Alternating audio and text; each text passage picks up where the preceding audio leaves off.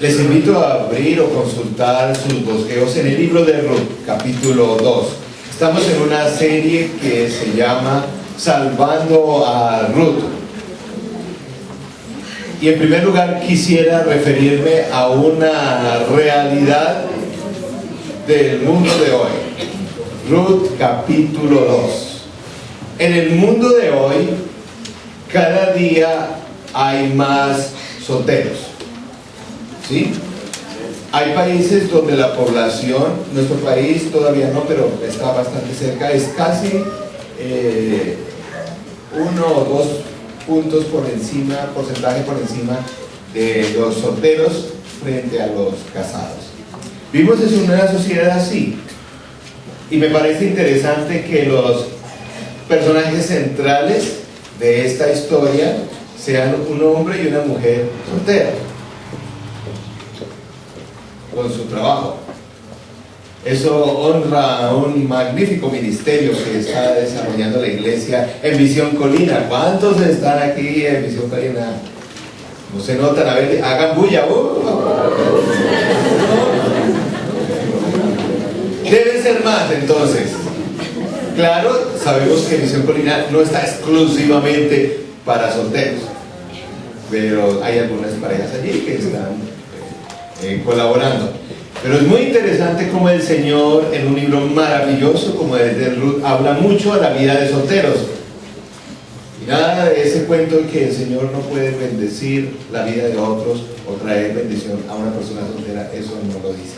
Pero es una realidad que tenemos que pensar en el día de hoy. En el día de hoy la mayoría de las personas son solteras porque así lo deciden, porque están divorciados, porque, como en el caso de Ruth, están viudos, o sobre todo en el día de hoy, porque las personas están cada día más prolongando el tiempo de soltería. Algunos mucho. Se casan, mejor dicho, la gente de hoy se está casando más tarde. Esa es la realidad del día de hoy. Sí se están casando, afortunadamente, pero se están casando mucho más tarde. Y me ponía a hacer un ejercicio estadístico que muestra la realidad del día de hoy. Espero que no necesariamente la iglesia, pero debemos ser realistas como iglesia. Por ejemplo, se dice que en el día de hoy, en una sociedad como la nuestra, incluye Colombia, las personas se están casando más tarde. Los hombres más alrededor de los 30, en sus 30 es el día de hoy. No estoy diciendo que eso sea lo mejor, es lo que está pasando. En los 30, algunos demasiado cerca a los 40. Las mujeres también se están casando más tarde, cercano a los 30 o comenzando a los 30 en general.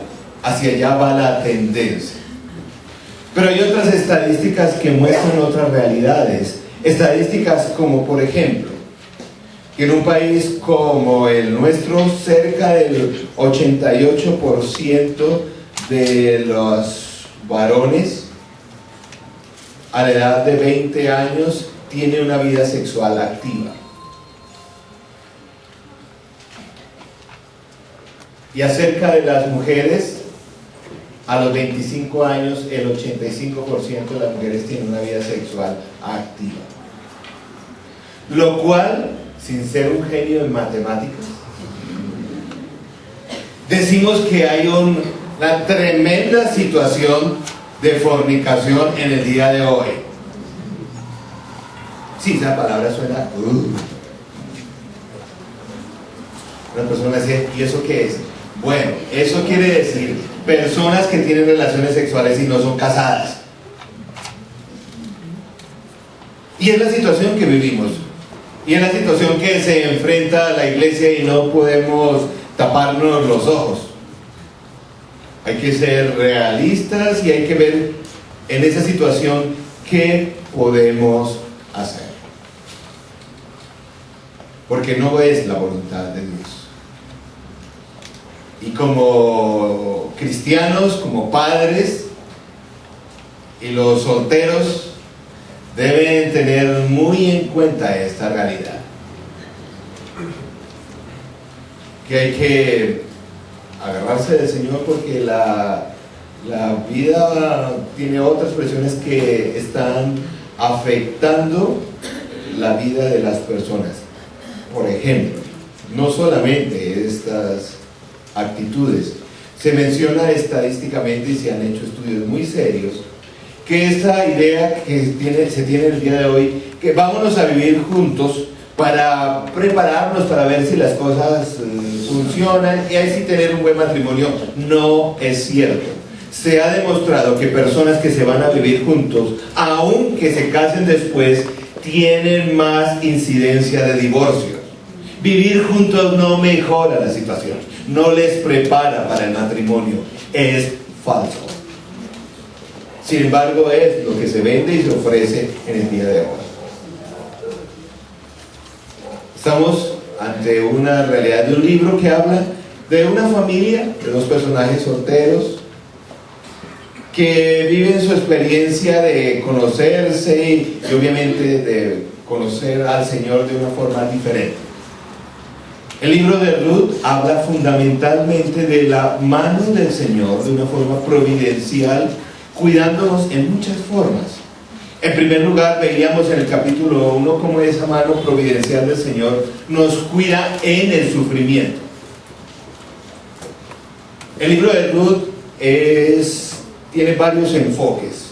Uno habla de una familia, de una pareja con sus problemas y las tragedias de la vida. De eso habla Ruth. Pero también tiene el enfoque que Ruth, el personaje central de este libro, es como el creyente, es un tipo, en cierta medida es una figura que implica la vida de un creyente. Y vos, el hombre que es el héroe de esta historia, es también como una figura, como un tipo, como un anticipo, como una especie de modelo al Señor Jesús. Y también tiene ese sentido espiritual. Veíamos en el capítulo 1, brevemente, que es la historia de una familia, no es común, no es reyes, príncipes, grandes guerreros, no, una familia común en una situación en Israel, en Belén, que estaban aguantando hambre porque la situación estaba muy difícil por la misma rebeldía del pueblo de Israel. El papá de esta familia dice, no, yo me voy a ir de aquí de Belén, me voy a ir a buscar otro trabajo porque mi familia no la va a dejar aquí en esta situación. Se fue para Moab, un pueblo relativamente cerca de Belén, no era muy lejos, 80 kilómetros hacia el oriente de Belén. Se fue, pero precisamente Belén no era el mejor sitio. Perdón, Moab no era el mejor sitio. Los moabitas eran considerados por ser enemigos, por ser un pueblo pagano, un pueblo idólatra, con muchos problemas de inmoralidad sexual, inseguro. Pero allá se fue este señor a criar hijos en una ciudad terrible, donde tal vez eran los únicos creyentes de la ciudad. Claro, como era obvio, pues estos muchachos estudiaban con moabitas, la mamá tenía amigas moabitas, pues estaban rodeados de eso. Él pensó huir de Belén para que su familia no muriera, pero la historia empieza esta familia empieza a visitarles con una tragedia. El papá, llamado Elimelech, que significa mi Dios es rey, murió. Tremenda tragedia. Él fue tratando de buscar que su familia no muriera y muere él. Esta familia tiene dos hijos que se casan con mujeres moabitas, no tienen hijos porque parece que el Señor ahí estaba también visitando con sufrimiento a esta familia. Los dos hijos mueren, Elión y Macleón, mueren en esta circunstancia, quedando 3 viudas solas. Una tragedia. Noemí, creyente, dice, ¿yo qué hago aquí? Me voy para Belén, porque he oído que la situación está mejor, a ver si allí, pues, busco otra vida. Sus nueras le acompañan. Y yo hago énfasis en esto porque el libro hace mucho énfasis. Dice, sí, unas nueras muy queridas. Sí, el texto bíblico hace varias veces que se van muy bien con su suegra. ¡Qué maravilla!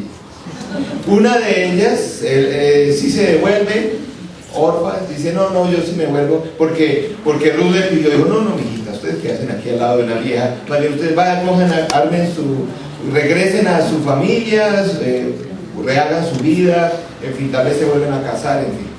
Pero Ruth dijo, no, yo me voy contigo, y que el Señor, ella se había hecho creyente en esa época, en esos transcurrir de tiempo, y que el Señor me castigue si te dejo en algún momento. Y se fueron a Belén. Llegan a Belén y le pregunta a la gente de allí, hola Noemí, ¿qué hay de su vida? ¿Qué más ha habido?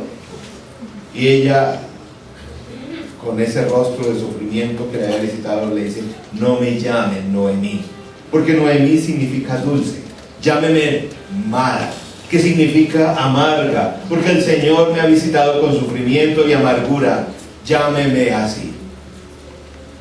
Así termina el primer capítulo, donde nos muestra que el Señor visita también en su mano providencial al creyente en sufrimiento, muy diferente al que no es creyente.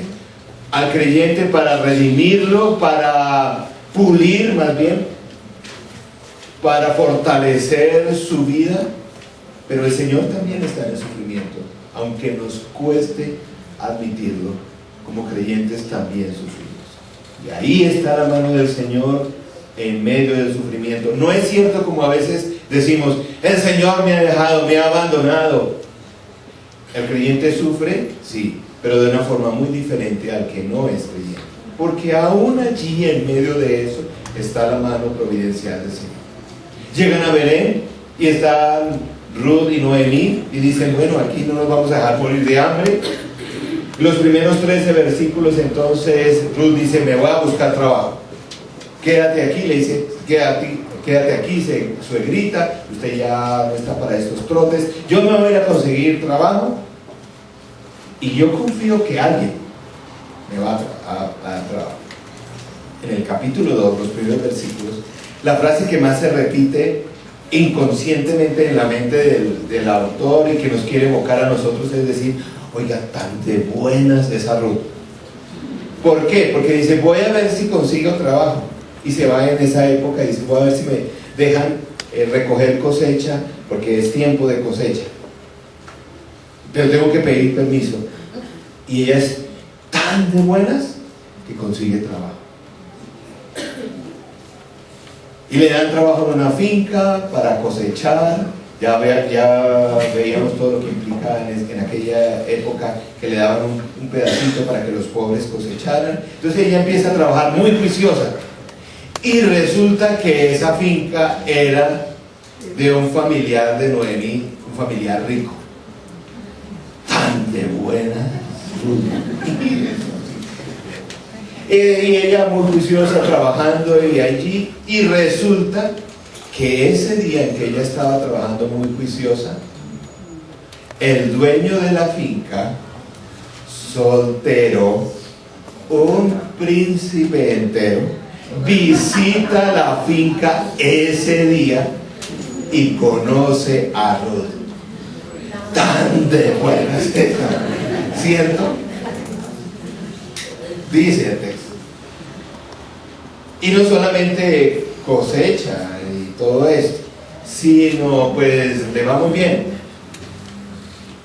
Esa parte del capítulo 2 nos enseña que la mano providencial, la mano de Dios está también, entre comillas, nuestra buena suerte. El creyente no vive de buena suerte.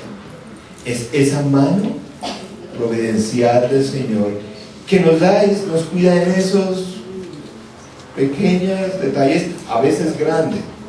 La semana pasada mi hermano tuvo un accidente muy grave y fue la mano providencial del Señor que lo protegió de no morir. Tiene algunos golpes, unas fracturas, y bueno, pero no es mayor cosa, porque la mano providencial de buenas, no.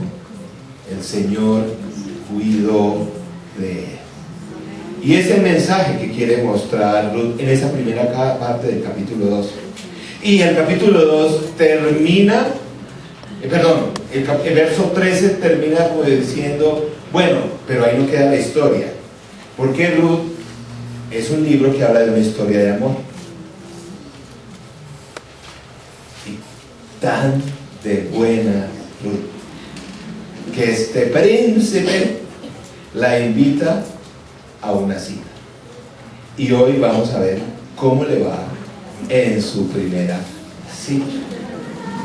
Vamos a leer el texto en Ruth, capítulo 2, verso 14. Está en sus bosquejos o en sus Biblias. Vamos a ver lo que dice esa parte de ese texto. Dice: a la hora de comer, Booz le dijo: ven acá, sírvete pan y moja tu bocado en el vinagre. Eso suena como así. No, estaba hablando de un vinito suavecito, muy rico. No es vinagre, así, un vinito suavecito. Cuando Ruth se sentó con los segadores, Booz le ofreció grano tostado. Ella comió, quedó satisfecha y hasta le sobró.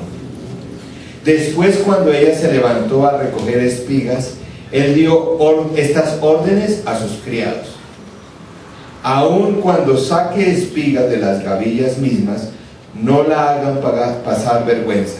Más bien, dejen caer algunas espigas de los manojos para que ella las recoja y no la reprenda.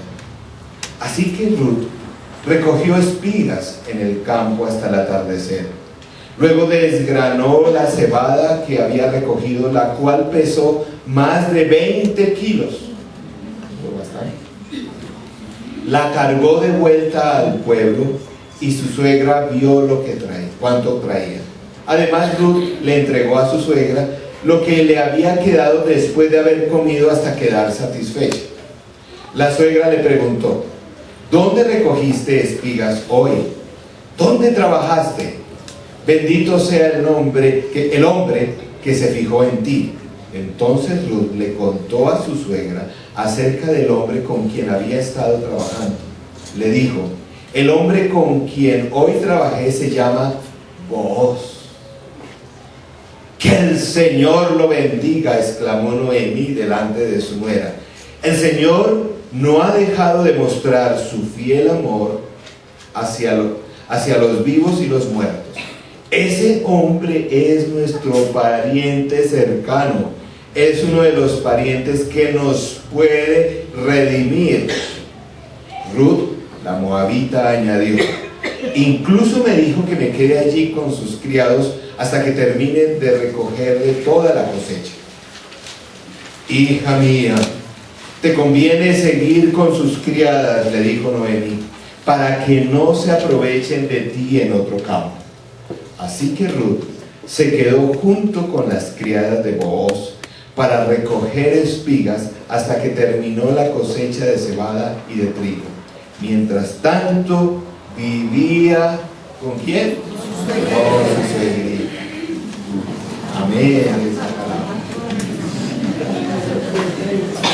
No es imposible.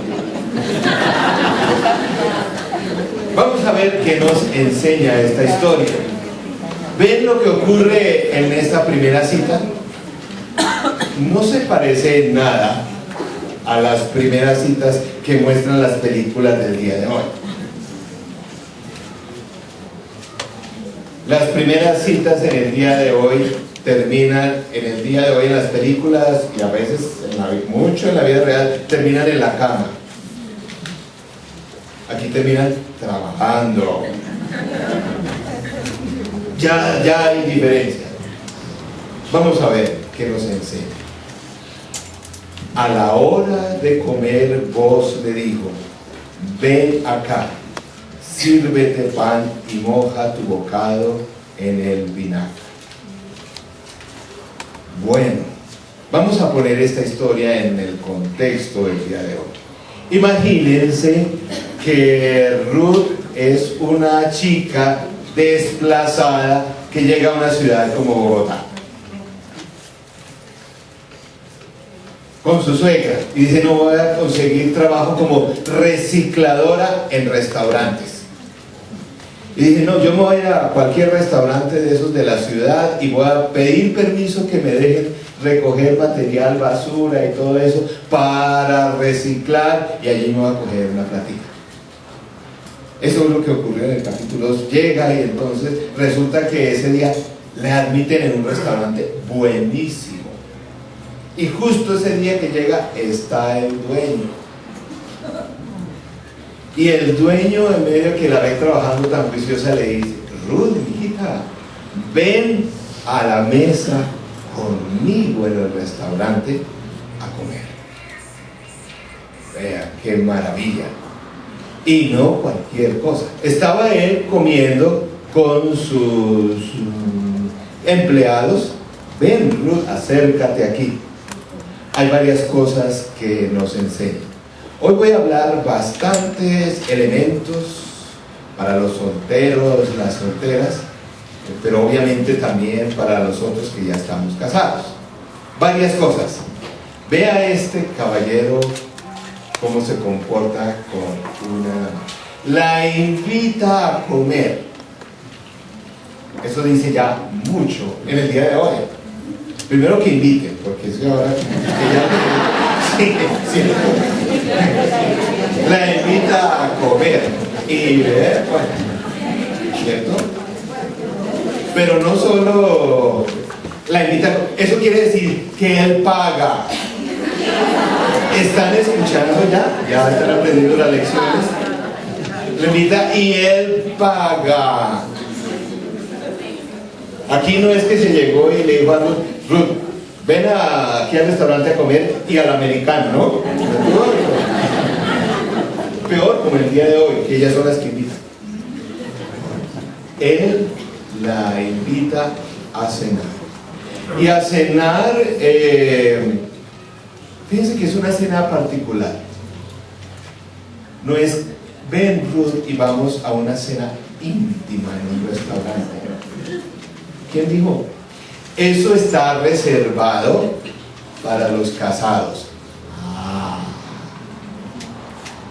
Aquí estaba con su gente, con sus amigos, con su familia, camine. Así se establecen las citas.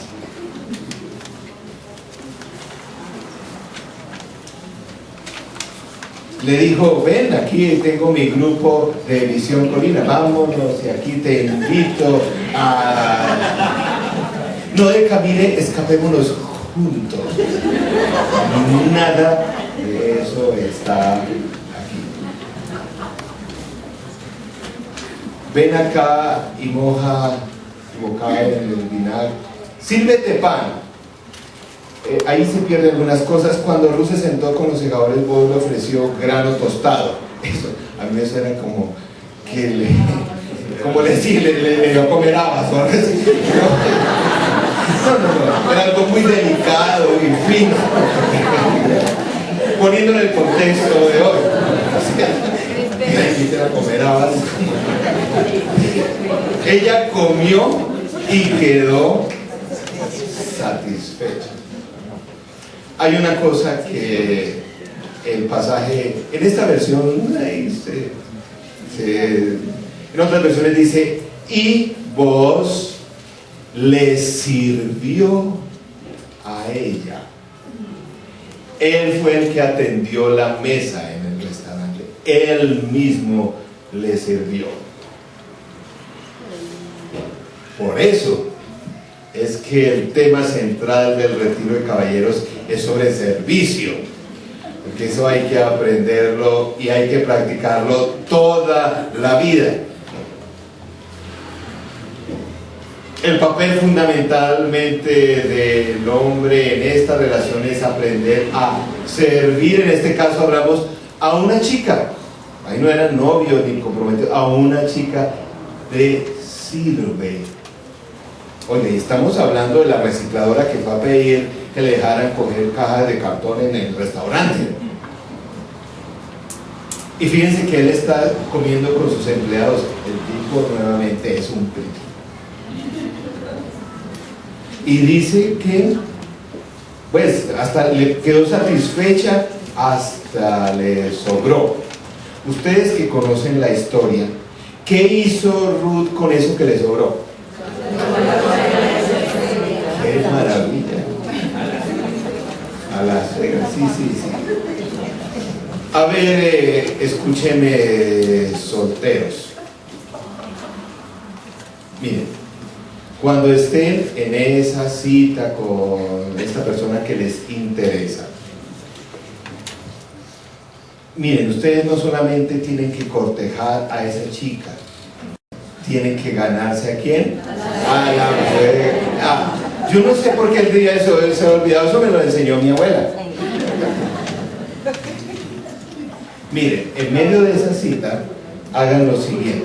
Ustedes que son creyentes, entonces le dice, por ejemplo, Rudo o Pepita o quien sea, ¿sabes qué? El Señor, pero que sea verdad, ¿no? Sí, porque el Señor me ha puesto una carga por las madres. Una carga de oración por las madres. Uy, eso ya empieza a ganar puntos. Dice, y me gustaría interceder diariamente por tu mamá. ¿Cuáles son las necesidades de tu mamá? Uy. Y no solamente queda ahí. Dice, a propósito, estamos en esta cena tan especial. ¿Cuál es tu postre favorito? No, el tipo no, hay que ser más inteligente. ¿Cuál es el postre favorito de tu mamá? Ay, a ella le encanta el pastel de manzana. Entonces, vamos a pedir una porción de ese postre y se lo llevas a tu mamá.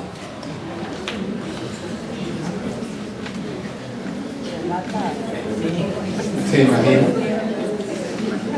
¿Se imaginan cómo ocurrió aquí? Cuando esta muchacha llega de su primera cita, dice, ¿cómo le fue? ¿Qué tal el...? No, estuvimos en un grupo rico, fue tan querido, tan lindo. Mira, él es un creyente y está orando por ti todos los días. No.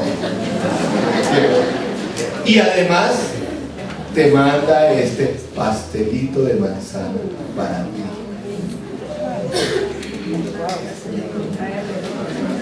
Aprenda. No, y eso es verdad. Consuelo puede ser testigo. No, ya voy para allá. Mi suegra se llama Elena. No solo a mí, pero ella quiere a sus yernos. ¿Sí? Cuando llegan acá, por ejemplo, vean una escena de cotidiana. Un día yo llegué a la casa, y no sé qué, mi amor, no sé qué, no, y la comida, sí, ella está en el microondas. Listo, no hay ningún problema, voy a ver. Mi hijita Consuelito, ve tú misma y caliéntale la comidita a Juan Carlitos, cansado de trabajar. Mi hijita, hay que atender al esposo.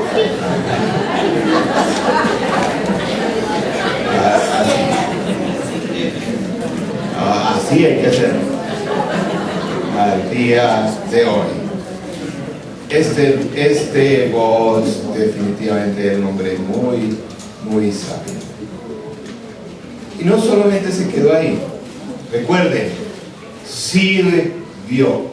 A propósito, yo la vez pasada dije 3 cosas que ustedes deben buscar en un hombre si realmente le van a parar bolas. Chicas, ¿cierto? Primero, que ame al Señor.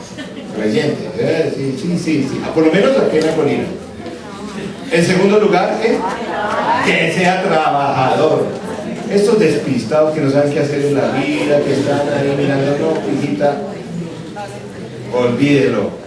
Y ahí, en tercer lugar, ahí va la tercera que la vida tenía preparado, que sea un hombre que aprenda, o que sea no solamente galante, sino que tenga una actitud de servicio para ti. Sí, aún como novio. Porque, qué pena, pero si no lo hace de novio después, mucho menos. Además, este hombre no solo lo hacía con ella, fíjese que estaba sirviendo a sus trabajadores.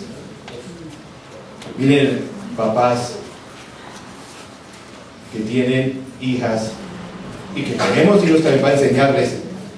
Mire, si el tipo ese que está atrás de su hija no tiene una actitud de sacrificio, de servicio, de entrega, espánteselo cuanto antes.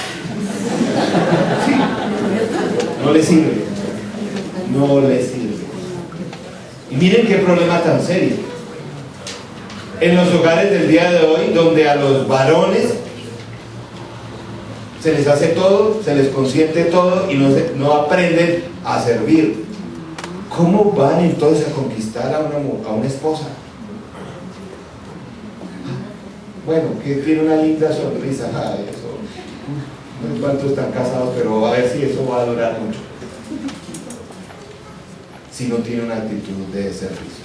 Y eso se ve, no solamente, señoritas, con ustedes, sino cómo sirve en casa, en el trabajo, cómo sirve en la iglesia.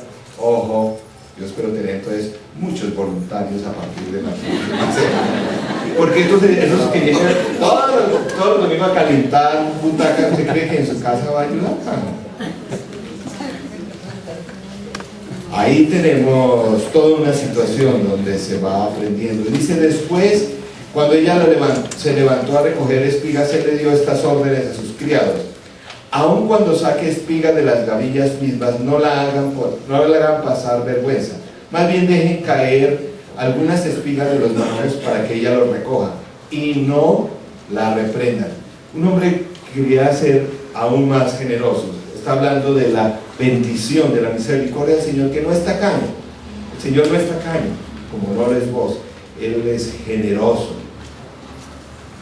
Pero miren, a mí me parece, esta Ruth es una maravilla también. Entonces ella se quedó ahí coqueteando ahí. No. Así que Ruth siguió trabajando. Recogió las espigas en el campo hasta el atardecer. Luego desgranó la cebada que había recogido, la cual pesó hasta 20 kilos. Tremendo. Eso significa, en el lenguaje de aquel entonces, que en ese día ganó lo de 2 semanas de trabajo. Una mujer hacendosa, muy capaz. Claro, con la ayudita de vos, que dijo, cuídenmela. Le dijo, no te vayas a otro campo. Recuerden que lo hacía también por seguridad.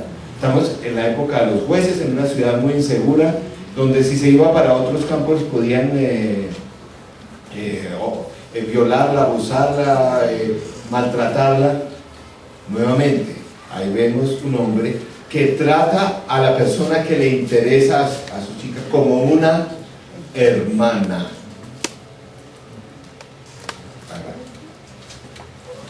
La cargó de vuelta al pueblo. Entonces, ¿qué pasa en verso 18? La cargó de vuelta al pueblo y su suegra vio cuánto traía. La veo, todo eso recogido, reciclando basura en el restaurante. ¡Qué maravilla! Además, Ruth le entregó a su suegra, vea que yo no estoy echando carreta, a su suegra lo que le había quedado después de haber comido hasta quedar satisfecha. Eso significa pastelito de manzana. Su suegra le preguntó, ¿dónde recogiste espigas hoy? ¿Dónde trabajaste? Vean lo que dice la suegra. Bendito sea el hombre que se fijó en ti. Caballeros, no quisieran eso, que su suegrita o su futura suegra dijeran eso después. Bendito, no, no, y ese vago que no estudia, no, bendito sea el hombre que se fijó en ti. Es una perspectiva muy diferente.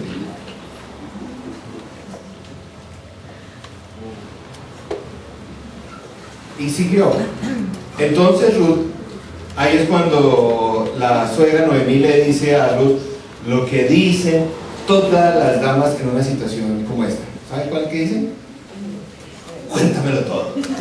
Cuéntamelo todo, Ruth. Y entonces empieza.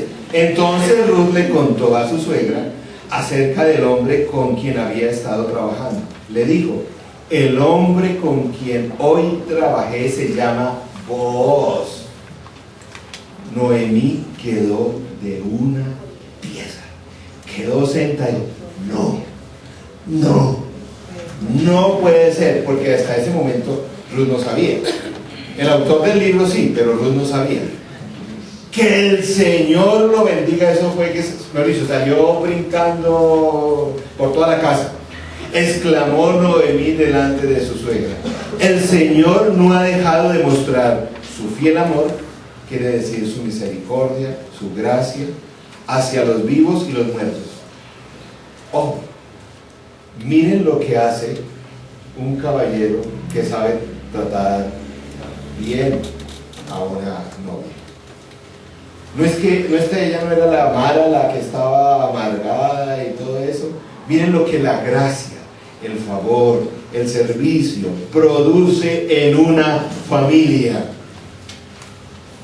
El Señor no ha dejado de mostrar su fiel amor. Ella había dicho un capítulo antes que el Señor me ha visitado con amargura.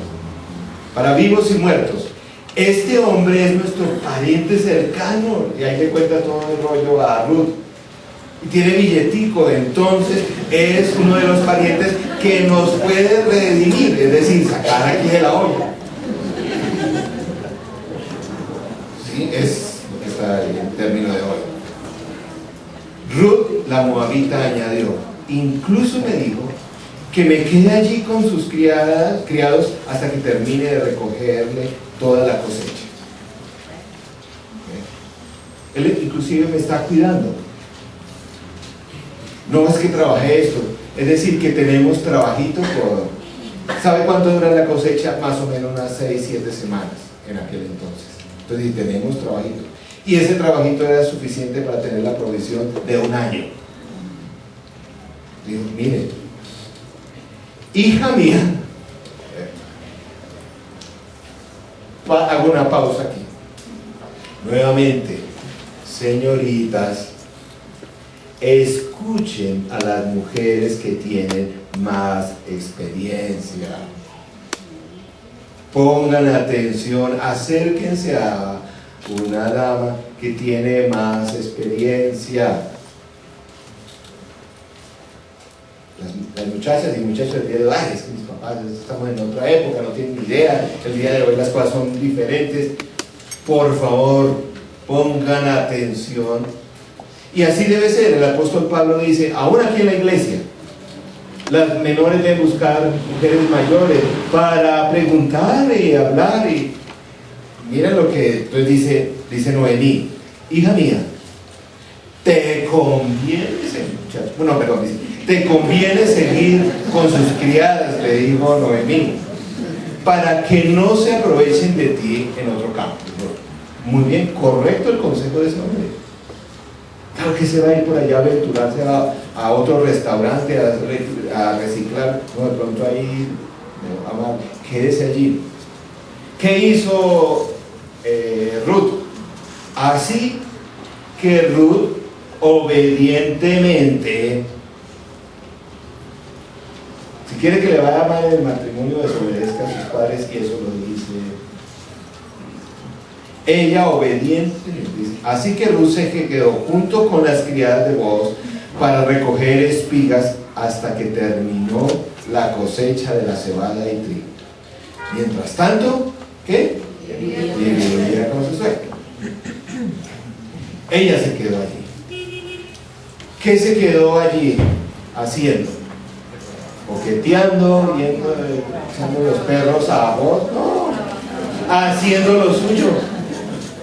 Yendo a la iglesia, orando, leyendo la palabra, sirviendo al Señor, trabajando.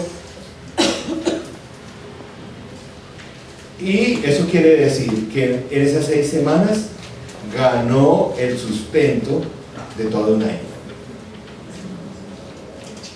Hay varias cosas que la historia para el día de hoy debe hacernos preguntar. Miren esta primera cita.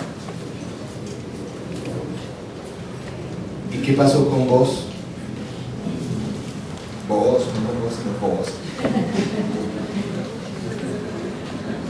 ¿Siguió llamando? Aquí la cosa se pone dramática, porque no volvió a llamar. ¿Otra cerita de esas? Entonces ella quedó desesperada y se alborotó porque él no la llamaba o porque no sé qué, no se fijaba en él. Ella, tranquilita, siguió haciendo lo que le tocaba. No como dijo una amiga mía que creo que ya hace tiempo no la veo, pero creo que inclusive ya no está en la iglesia cristiana. Le dijo: mire, yo al Señor le puse la lista, se los puse en orden. El Señor le di 2 años de plazo, no funcionó con ninguno, entonces yo me lo voy a levantar por mi propia cuenta. Y así hizo. No sé cómo le ha ido en su matrimonio, pero así lo hizo.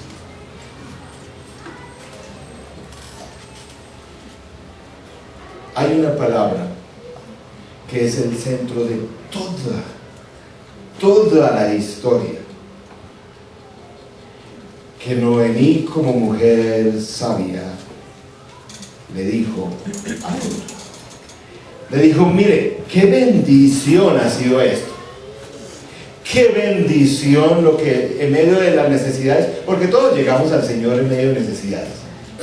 Qué bendición que el Señor ha dado el trabajo, la comidita, que te han tratado muy bien, te ha cuidado. Qué bendición.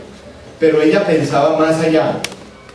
Porque este señor, que es familiar en la cultura, hay una serie de prácticas que, como las viudas quedaban muy desamparadas, los familiares más cercanos tenían que asumir el papel de los esposos que murieron. Ese era básicamente lo que está diciendo. Y en medio de esta situación, no se nos olvide Ruth. La bendición, qué maravilla, tenemos ya lo de 1 año de ingresos, qué provisión. Pero ahora sí, puede ser nuestro ¿qué? Redentor. Tiene 2 aplicaciones este centro de este texto. En la vida cotidiana del hombre y en nuestra relación con Dios. En la vida cotidiana del hombre quiero hablar a todos los caballeros, solteros o casados. El papel nuestro en la sociedad y con la mujer no es solamente de servir. Ojalá esto es. No es solamente servir. Yo conozco caballeros nada cristianos, y son todos unos caballeros. Son unos excelentes esposos. ¿Sí? Eso ocurre, ¿no? Sí, pero hay una dimensión que solo el creyente puede hacer: es ser instrumento de redención. Primero para su mujer. Y ahora quiero detenerme en este concepto.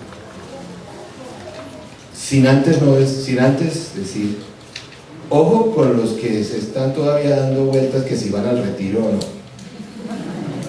Caballero, ¿no? Mire, el Señor puso al varón creyente en ser de instrumento para redimir la persona de la esposa. No me estoy refiriendo a la salvación eterna. Vamos a hablar de eso. Nuestro Redentor en términos de eso es Jesús. ¿Qué quiere decir que el hombre sea redentor de su esposa o de su futura esposa? Que ese hombre va a hacer de ella una mejor persona. Que ese hombre va a luchar porque ella sea una mejor persona. Aquí no vale como en el día de hoy varios hombres están diciendo: no, pues es que a mí me tocó, resulta que es desordenada, incumplida, traumatizada, cochina. No, nos separamos.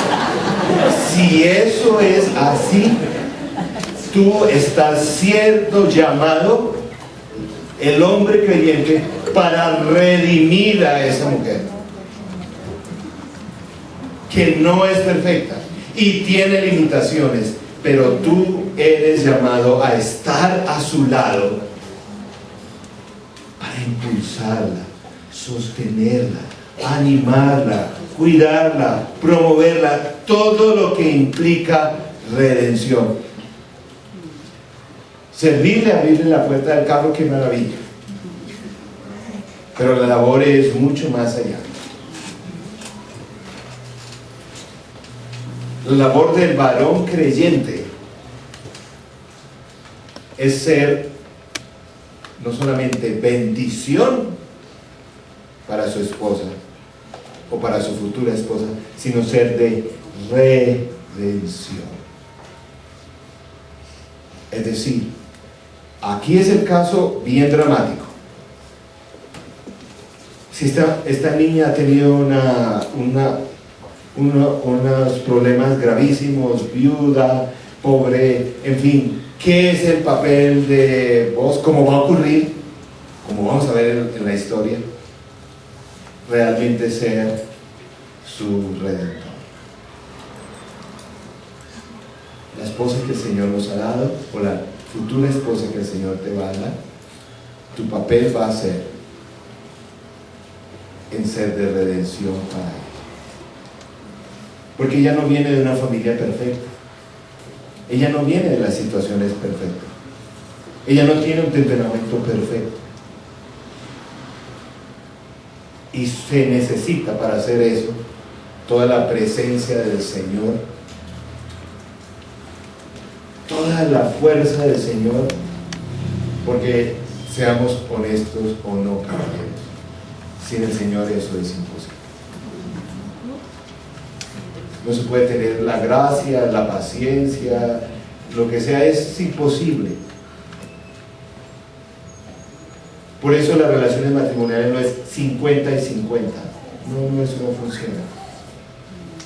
Caballero, eres llamado a redimir los problemas, las falencias, las dificultades, los obstáculos que tiene ella. Por eso aquí a veces los jóvenes solteros me huyen a la consejería prematrimonial, porque yo les digo, muy bien, bienvenidos, qué linda decisión, ¿estás listo para ser el redentor de tu esposa, futura esposa? ¿Cómo así? ¿Cómo así? No. Pastor, eso no lo podemos hacer en 8 días, ahí rápido esa preparación. Dígame ahí, yo le lleno ahí, me leo los versículos que hay que leer y ya. Por Dios, usted no se convierte en redentor de su futura esposa en 8 días. Tiene que saber a lo que se está metiendo si eres un hombre de fe.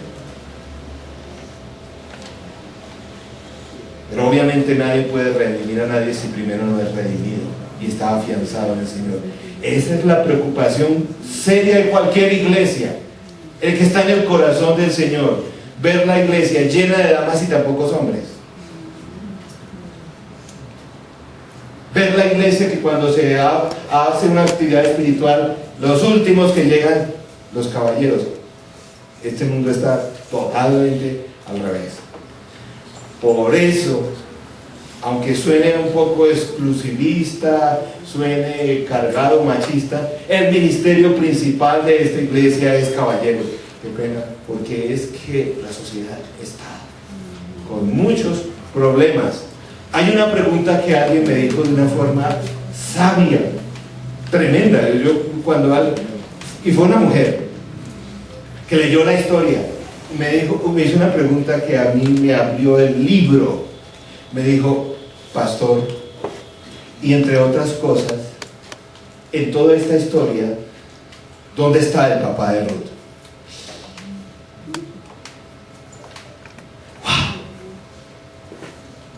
¿Dónde está el papá de Ruth? ¿Dónde está el papá?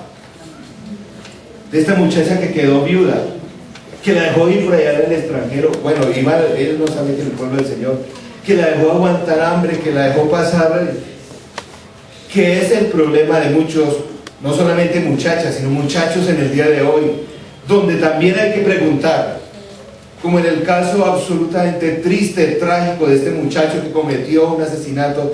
Se debe preguntar uno en el día de hoy, ¿dónde está el papá?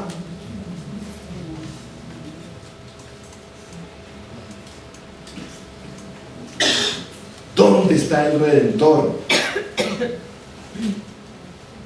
vivimos en una sociedad donde los hombres estamos haciendo las barbaridades más grandes con las mujeres que están a nuestro alrededor. Poco de redención. Donde es por culpa de muchos hombres que mujeres están siendo destruidas. La pregunta es tremenda. ¿Dónde estaba el papá de Ruth en todo esto? ¿Dónde está papá?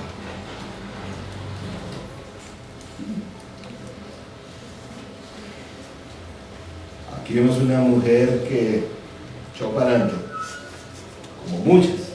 Conoció del Señor y siguió adelante, y el Señor la va a bendecir ricamente. Pero muchachos, padres, qué tremenda responsabilidad con los hijos varones. Claro, con las mujeres también.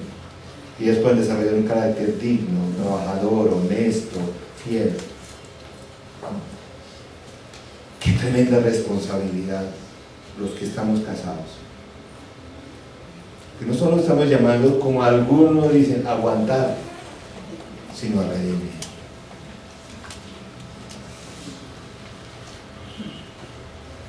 ¿Cuántas mujeres, y dígame si no es verdad, están aquí recibiendo la redención del Señor solitas? Porque no ha habido un hombre que sepa hacer. Esa es la realidad de la iglesia cristiana del día de hoy. Por eso yo sí les digo a ustedes que se van a casar, señoritas, piensen bien. No hay que demorarse, y todas esas ideas que el mundo les mete del día de hoy, que hasta que no haga los 5 posgrados y tenga las fincas y todo eso, pues ahí sí nunca se van a casar.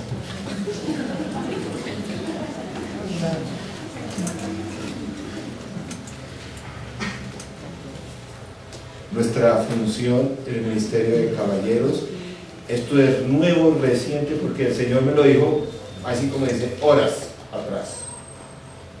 Para todos los que lideran el ministerio, que estamos allí, servir, bueno, eso está bien, es preparar redentores.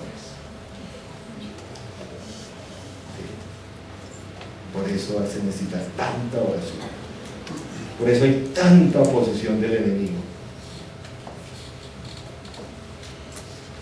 por eso hay tanta pregunta el día de hoy: ¿dónde está el papá?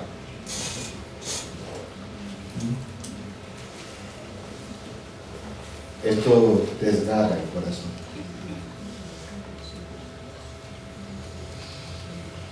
Y antes de terminar orando, pues la historia continúa. Y resulta que la situación se estaba poniendo crítica porque ya se estaba acabando el tiempo de la cosecha, esos 6 semanas, y vos nada que tomaba la iniciativa. Entonces, una sabia mujer al lado de Ruth le dijo: mi hijita, en la fiesta de finalizar la cosecha, su merced se baña, se pone el vestido más lindo, se maquilla, se va a la peluquería, se va, y cuando esté celebrando y esté con sus traguitos encima, no muy borracho, pero ahí como contentico, pues te voy a mostrar algunas cositas que debes aprender. Ustedes lo van a saber en 15 días. Porque en 8 estamos de retiro de caballeros. Viene el pastor Julio César, va a dar un tremendo mensaje, pero esta historia te va a tener que esperar 15 días. Ya casi llega el matrimonio, ya casi. Los hijos y todo eso, ya casi.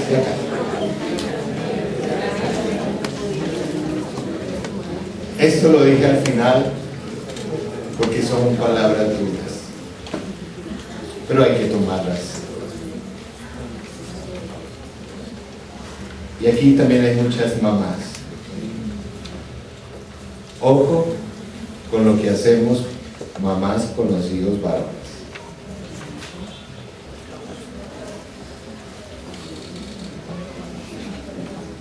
Hay que hacerlos redentores.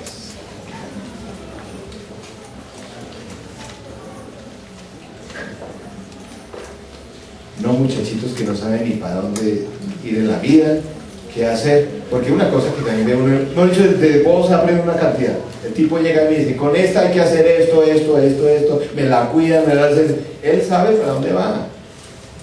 Uno empieza, ay, ¿será que sí? ¿Será que no? ¿Qué le digo? Con el Señor. ¿Tú piensas que el Señor solamente se queda su mano en las bendiciones? Las bendiciones son solamente las señales para decir, tú necesitas un Redentor. Porque la tarea del Señor Jesús, venir a este mundo y sembrar la iglesia, morir en una cruz y resucitar, no solamente fue para traer bendiciones.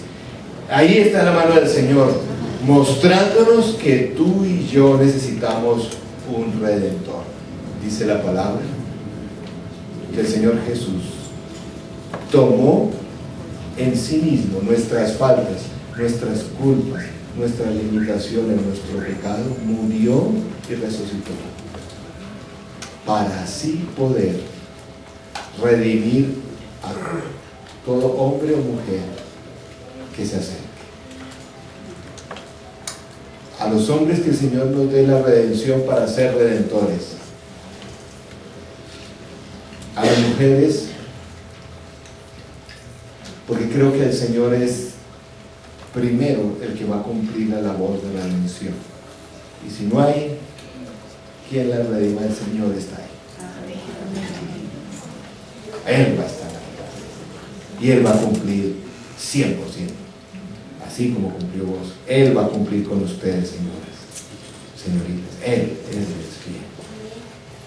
Él va a ser, Él es, si lo quieren, su Redentor. Mientras tanto, señoritas, ustedes hagan, y señores, lo que deben hacer, ser fieles al Señor, trabajadoras, honestas, en fin. Vamos a orar.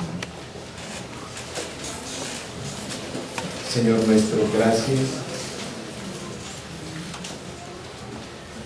porque tu bendición va más allá. Gracias por las bendiciones que nos has dado, nos has regalado. Pero sobre todo gracias porque eres nuestro Redentor. Compraste nuestra vida eterna, nuestro perdón, compraste nuestra libertad al morir y resucitar en una cruz. Por lo tanto, no debemos estar esclavizados, porque tu redención tuvo un alto precio. Tanto nos amas que tu redención tiene un alto precio. Tu vida, tu sufrimiento, pero también tu victoria nos da la posibilidad de ser redimidos del pecado, de nuestras faltas, de nuestra vida pasada, de nuestra muerte, para vivir en eternidad. Señor, gracias por eso. Y te pedimos en este día que realmente podamos conocerte a ti como Redentor, no solo como el que da bendiciones. Ahí está tu mano redimiéndonos. No tenemos que pagar nada, tú ya lo pagaste. Solamente tenemos que responder siendo fieles. Señor nuestro, que cada uno de nosotros, hombre o mujer, pueda tener esa dicha, esa libertad, esa paz de tener un Redentor a su lado. Que eso nos mueve a cambiar, a ser diferentes y a redimir a otros. Señor, la labor de redención es de toda tu iglesia. Nos apena cuando no somos de redención, sino de vergüenza. Pero el propósito de tienes para la iglesia es que seamos la sal del mundo, la luz del mundo para redimirlo. Por favor, ayúdanos que así sea esta realidad aquí en la colina. Y Señor, te pedimos que tu gracia, tu Santo Espíritu esté acompañándonos a todos los hombres para poder servir y entender la tarea de redención. Sin ti es imposible. Solamente teniéndote aquí muy cerca es posible. Señor, prepara, oro, ruego por estos muchachos que aún no han iniciado su vida familiar, de pareja. Señor, prepárenles para ser redentores.